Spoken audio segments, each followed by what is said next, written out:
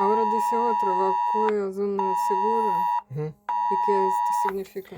¿Te acuerdas que cuando subíamos de la playa para arriba, en algunas partes dice aquí es zona segura? М. ¿No?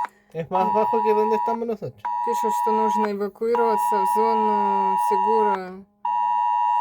Как это называется по-русски? В безопасную зону от цунами. У нас на острове стоят таблички, где начинается зона безопасная. И вот туда пишут, только эвакуироваться нужно.